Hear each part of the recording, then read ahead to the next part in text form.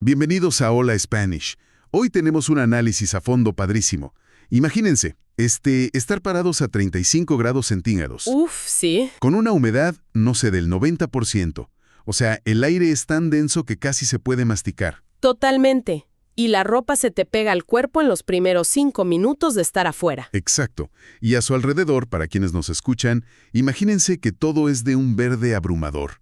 Oscuro, brillante, salvaje. Hay ríos inmensos, lluvias torrenciales que aparecen de la nada. Y una selva que parece tener vida propia, ¿no? Como que quiere reclamar cada centímetro de espacio. Así es. Bueno, pues en nuestro programa de hoy vamos a hacer una inmersión profunda en cómo la geografía más extrema moldea la supervivencia humana. Y de manera literal y biológica. Sí. Y lo hace a través de algo que pues hacemos todos los días. Comer. Claro, es el escenario perfecto para estudiar la adaptación.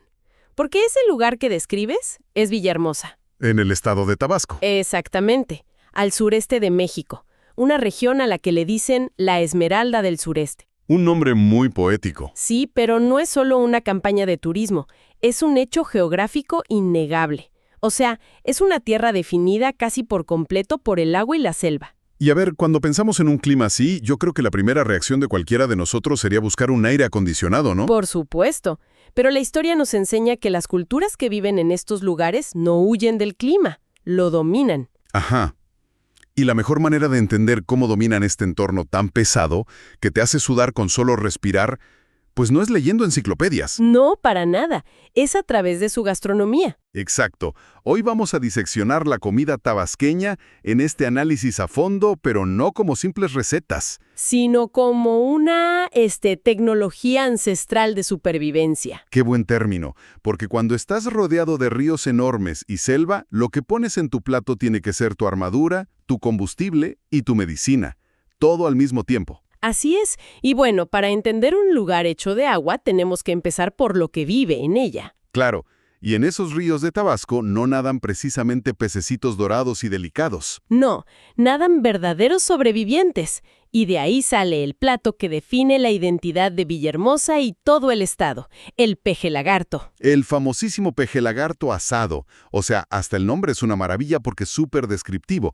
Es la unión de peje, que significa pez. Y lagarto. Exacto. Y si alguien de nuestra audiencia nunca ha visto uno, busquen una foto después. Tienen que imaginarse literalmente un dinosaurio nadador. Sí, es impresionante. No es el típico pescado plateado. Tiene un hocico largo, lleno de dientes súper afilados. Da miedo, la verdad. Sí, intimida. Y lo más impresionante es su armadura. Tiene unas escamas que son tan duras que los pescadores y, bueno, los cocineros necesitan usar herramientas pesadas. He visto que a veces usan hasta machetes. Literalmente machetes, para poderlo abrir. Es un animal que visualmente te grita que te alejes. Sí, te dice, no me comas. Exacto. Biológicamente es un fósil viviente. Sus escamas son como pequeñas placas de hueso. Y aquí es donde entra la genialidad de la cocina local. A ver, cuéntanos. Pues cualquier otra cultura tal vez vería a este monstruo armado y diría mejor vamos a pescar otra cosa, ¿no? Algo más fácil. Claro, un pez normal. Pero en Tabasco lo convierten en el centro de su mesa. Y la técnica para prepararlo, que es asado al carbón o a la leña, no es casualidad. Y tiene mucho sentido, desde la química de la cocina. Porque tengo entendido que la carne del peje lagarto no es una carne blanca y suave, como la de un bacalao o algo así. Para nada. Tiene un sabor muy fuerte. O sea, sabe a río profundo, a barro, y tiene una grasa muy densa. Ajá. Si tú intentaras servir un peje lagarto o hacerlo al vapor, el sabor sería demasiado abrumador. Intragable, casi. Sí, pero al ponerlo directo al fuego, directo al carbón, ocurren cosas mágicas. El humo de la leña penetra la carne. Claro, y la alta temperatura carameliza las proteínas. Exacto, rinde esa grasa densa para que bañe la carne por dentro. Básicamente, el fuego doma al monstruo. ¡Qué locura! O sea, el humo actúa como un ecualizador de sabores. Totalmente. Neutraliza ese sabor al lodo del río y resalta una textura que es súper firme. Casi como si estuvieras comiendo carne de cacería, pero del agua. Y si lo analizamos, no sé, Desde un punto de vista antropológico, es fascinante, porque comer peje lagarto es una demostración de dominio sobre el entorno. Sí, es no ver a la naturaleza salvaje como un enemigo al que hay que tenerle miedo. Exacto, la ven como su despensa. Feroz, pero es su despensa. Tomaron al guardián más intimidante del río y lo hicieron su emblema. Es la adaptación pura. O sea, te comes a lo que te asusta. Me encanta esa frase. Te comes a lo que te asusta. Pero bueno, la vida en Villahermosa no es solo pelear con monstruos de río. Afortunadamente no. Una vez que sales del agua y vas a tierra firme, la dinámica cambia por completo. Sí, ahí la comida pasa de ser esta exhibición de fuerza en el carbón a ser algo que te da confort. Comida de hogar. Exacto, algo que une a las familias. Y es aquí donde el verde de la esmeralda del sureste entra a la cocina, con la recolección de plantas silvestres. Y la transición perfecta hacia esa comida más de casa son los famosísimos tamalitos de chipilín. ¡Uf! ¡Qué delicia! Y bueno, para nuestra audiencia que estudia español, el tamal es una institución en todo México y Mesoamérica. Es esta masa de maíz cocida al vapor. Ajá. Pero el toco especial de Tabasco, el diferenciador, es el chipilín. Que es una hierba que crece silvestre, ¿verdad? Sí, crece casi como maleza en los campos del sureste. Y ojo, el chipilín no es una hierbita cualquiera. No, para nada. Pertenece a la familia de las leguminosas. Y para los que nunca lo han probado, tiene un sabor súper terroso, profundo, está un poco mineral. Algunos dicen que sabe como a una espinaca súper concentrada. Ándale, o como con un toque a berro o a hoja de aguacate. O sea, no lo usan solo para que el tamal se vea verde. No, es un golpe de sabor a pura selva. Y lo que a mí me parece más brillante es el contraste de las texturas. Porque la masa de estos tamalitos tabasqueños no es seca. No, es extraordinariamente suave, casi cremosa. ¿Y cómo logran eso? Pues tienen una técnica muy específica para hidratar la masa de maíz. Le ponen caldos y una cantidad de manteca muy precisa. Eso hace que el tamal literal se deshaga en la boca. ¡Wow! Y me imagino que el chipilín sirve para equilibrar tanta grasa, ¿no? Exactamente. Corta esa riqueza de la manteca con su sabor a hierba. Y además se sirven bañados en una salsa roja de tomate. ¿Salsa calientita y con su toque de picante? Claro. Y ese baño de salsa no es solo para decorar, cambia toda la experiencia. Es que es humedad sobre humedad. O sea, tienes el clima húmedo afuera y adentro estás comiendo una masa suave bañada en una salsa líquida. Es muy reconfortante. Pero bueno, estos tamalitos son solo la entrada. Apenas vamos empezando. Sí, porque si vamos a hablar de cómo la comida sostiene la vida en un clima tan pesado, tenemos que llegar al plato fuerte familiar, el puchero tabasqueño. El puchero. Este es el peso pesado. Totalmente. El puchero es la respuesta fisiológica al clima de la región. Es un caldo, una sopa enorme y vigorosa. A ver, explícanos qué lleva. La base es un fondo de carne de res. Se cocina a fuego muy lento durante horas para extraer todo el colágeno de los huesos. O sea, un caldo con muchísimo cuerpo. Sí, pero lo que lo hace 100% tabasqueño es lo que le ponen adentro, una cantidad masiva de tubérculos locales. Como yuca, camote, calabaza. Y súper importante, plátano verde. A ver, detengámonos ahí un segundo.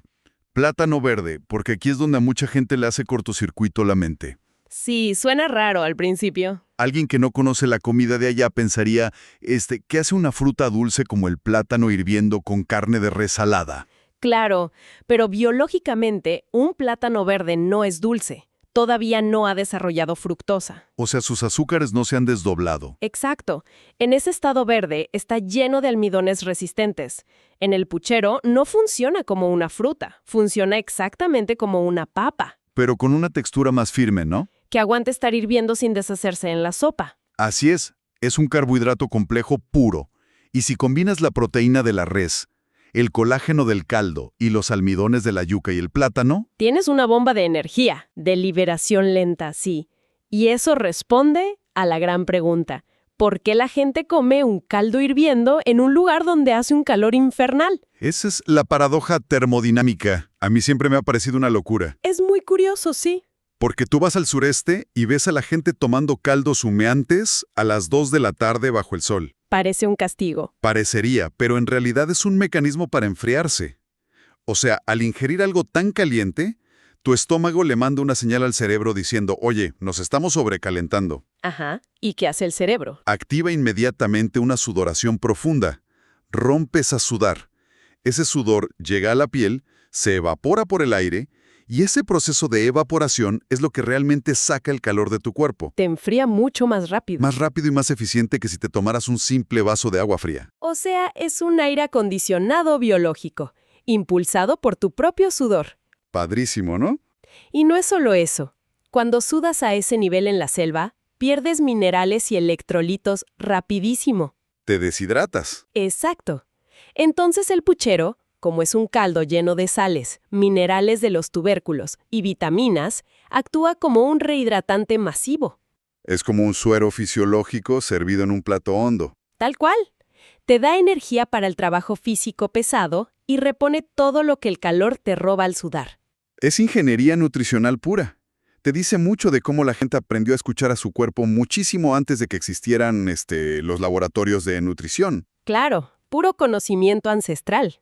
Pero bueno, ese puchero te lo comes tranquilamente en tu casa. Sentado a la mesa. Sí. El problema es que la vida en Tabasco exige moverse.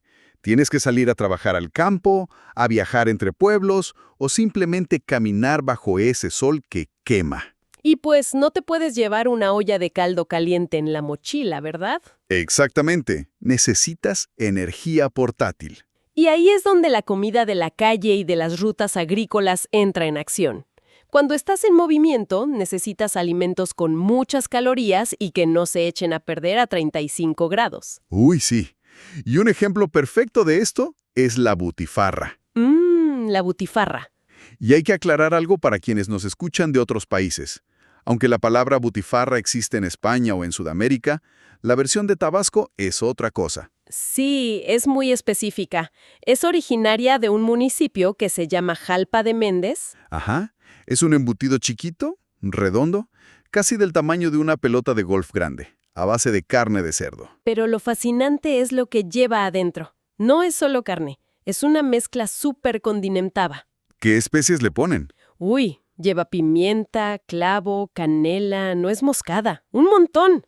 Y es clave entender que, históricamente, esta cantidad de especias no era nada más para que supiera rico. No, tenían una función muy clara. En climas tropicales tan extremos, las especias funcionan como agentes antimicrobianos, ¿cierto? Exactamente. Retrasan que la grasa del cerdo se oxide y evitan que crezcan bacterias. O sea, actúan como un conservador natural. Así que cuando un trabajador agrícola se lleva unas butifarras para su día, lleva comida que no se le va a echar a perder por el calor. Es biológicamente estable gracias a la química de las especias. Es la recarga perfecta para el camino. Grasa, proteína, y te la puedes ir comiendo mientras caminas. Sí, súper práctica. Sin embargo, tú puedes estar llenísimo de tamales, de puchero y de butifarras. Puedes tener toda la energía del mundo, pero el calor asfixiante sigue ahí. Te sigue golpeando sin piedad. Y si estás en medio de un campo de cultivo al mediodía, necesitas algo más que comida sólida. Necesitas un salvavidas térmico. Exacto. Y eso nos lleva a la joya de la corona, a lo que yo creo que es el mayor logro tecnológico ancestral de toda esta región, el pozol. Uf, el pozol con cacao. A ver, se los deletreo a quienes nos escuchan. P-O-Z-O-L-L. Pozol. Una palabra súper importante. Es el pilar sobre el cual se construyó la resistencia humana en el sureste de México, sin exagerar. Le dicen la bebida de los dioses. Así le dicen, pero en la práctica es la herramienta indispensable de la clase trabajadora de los campesinos. Y para que se lo imaginen, no estamos hablando de una simple agua fresca o un juguito. Es una bebida densa. Todo empieza con el maíz. Pero no cualquier maíz. Es maíz nixtamalizado. O sea, cocido con cal para liberar sus nutrientes. Exacto. Se muele para hacer una masa. Y el paso crítico es que esa masa no la usan luego. Ah, no. La dejan fermentar, ¿no? Sí. La envuelven en hojas de plátano y la dejan a temperatura ambiente. Y con ese calorón tropical, la masa desarrolla bacterias y levaduras naturales rapidísimo. Y esa fermentación es la clave de todo. En un clima donde cualquier comida fresca se pudre en horas, fermentar el maíz es una forma de controlarlo. Claro, al hacerse ácida la masa por la fermentación, las bacterias buenas, digamos, no dejan que las bacterias peligrosas crezcan. Y aparte, este proceso predigiere los carbohidratos y crea probióticos naturales. Es como tener un laboratorio de microbiología envuelto en una hoja de plátano. Tal cual. Esa masa ya es un superalimento por sí sola. Fortalece tu estómago, que es vital en la selva para no enfermarte por tomar agua dudosa. Sí, sí, sí. Pero al pozol de Villahermosa le ponen un ingrediente extra que lo lleva a otro nivel, el cacao. Y ojo, no es chocolate en polvo del súper. Es pasta de cacao pura, tostada y molida. ¿Y qué aporta el cacao aparte del sabor? Aporta muchísimas calorías buenas, por la manteca natural. Además tiene teobromina, que es un estimulante parecido a la cafeína, pero te dura más tiempo el efecto. Órale. Y muchísimos antioxidantes, supongo. Un montón. Y prepararlo es todo un ritual. Agarran una bola de esta masa fermentada con cacao y la deshacen a mano en agua. Y hoy en día el elemento indispensable es el hielo. Le echan cantidades industriales de hielo. Sí, tiene que estar helado. Y tomarlo es una experiencia curiosa, porque no es un líquido parejo, o sea, no es homogéneo. Como la masa y el cacao no se disuelven por completo, se van al fondo del vaso. Entonces tienes que estarlo agitando todo el tiempo. Exacto. Haces un movimiento circular con la muñeca. En Tabasco le dicen el meneadito. El meneadito, sí, para que en cada trago te lleves esa textura arenosa. No es solo beber agua, es casi como masticarla. Es una comida líquida en toda regla. Y la genialidad es que ataca 3 problemas al mismo tiempo. Primero, el agua helada te baja la temperatura del cuerpo. Segundo, los probióticos del maíz fermentado te cuidan la digestión. Ajá. Y tercero, la manteca del cacao y los almidones te llenan el estómago. Te dan una sensación de saciedad que te dura horas y horas. Sin sentir hambre y sin que les dé un golpe de calor. Es que es increíble. Es como una bebida deportiva, un licuado de proteínas y un probiótico, todo inventado hace miles de años. Es súper completo. Hay un dicho muy famoso allá que dice que el forastero que llega a Tabasco y bebe pozol ya no se va, se queda ahí para siempre. Y tiene mucho sentido, la verdad. Una vez que tu cuerpo descubre esta bebida para sobrevivir a la humedad, se vuelve indispensable. Totalmente. Nos revela una conexión muy profunda entre el humano y su biología. O sea, hoy en día la industria gasta millones haciendo suplementos deportivos y batidos raros. Claro. Y resulta que las culturas antiguas, por pura necesidad de sobrevivir en este clima implacable, ya habían decodificado la nutrición perfecta mezclando maíz, cal, cacao y tiempo. ¡Qué locura! Y creo que este es el punto perfecto para, pues, mirar un poco en retrospectiva el viaje que hicimos hoy. Me parece muy bien. Empezamos en medio de esta intensidad de la esmeralda del sureste. Conocimos a un animal que parece sacado de la prehistoria, Vimos cómo domaron al peje lagarto con fuego y humo. convirtiendo a la bestia temible en su plato más orgulloso. Luego nos fuimos a la selva a recolectar chipilín para darle ese contraste herbáceo a los tamalitos de masa súper suave. Ajá. Y analizamos esta termodinámica brillante del puchero. Un caldo caliente, lleno de almidones como el plátano verde, diseñado para recargar el cuerpo y refrescarte haciéndote sudar. Salimos al camino con la butifarra de Jalpa de Méndez conservada por su armadura de especias. Y finalmente, apagamos el incendio del calor con un vaso de pozol frío. Esta sinfonía química de maíz fermentado y cacao que te permite soportar lo insoportable. Si lo ves desde fuera, parece que solo hablamos de pescado asado, sopa, embutidos y una bebida. Sí, comida normal. Pero la realidad es mucho más profunda. La gastronomía no es un simple capricho de a ver qué sabe rico. No. Es una de las respuestas más sofisticadas de la inteligencia humana ante la geografía. Cuando tienes selva, sol que quema y ríos feroces, tu cocina es tu tecnología de supervivencia. Totalmente. Lo que se pone en la mesa es el resultado de siglos de prueba y error. Es la adaptación servida en un plato hondo. Cada bocado te cuenta cómo ganarle la batalla a un clima que debería ser inhabitable. Y bueno, esto me deja con un pensamiento final. Algo para que nuestra audiencia se lleve y lo piense. A ver, dinos. Hemos visto cómo el maíz fermentado con cacao ha funcionado por milenios como este supercombustible para trabajar bajo el sol. La pregunta es, ¿qué otros superalimentos ancestrales, superlocales, tenemos en nuestras propias regiones? Uf, gran pregunta.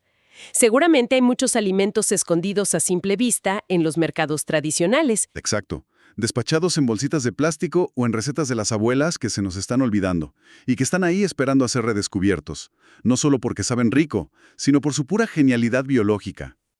Es un ejercicio de observación padrísimo. Cada ecosistema obliga a la gente a crear sus propios códigos de supervivencia, y esos códigos siempre están escondidos en la cocina local. Así que ya lo saben, la próxima vez que quieran entender la verdadera naturaleza de un lugar, no se queden solo viendo guías de turistas. No, para ver de qué está hecho realmente el mundo, a veces hay que cerrar los libros. Salir al calor de la calle y pedir un vaso bien frío de historia líquida. Ha sido un privilegio total compartir este programa de All Spanish con ustedes. Mantengan la curiosidad viva. Sigan cuestionando lo que ponen en su plato. Y nos vemos en nuestro próximo análisis a fondo. ¡Hasta luego!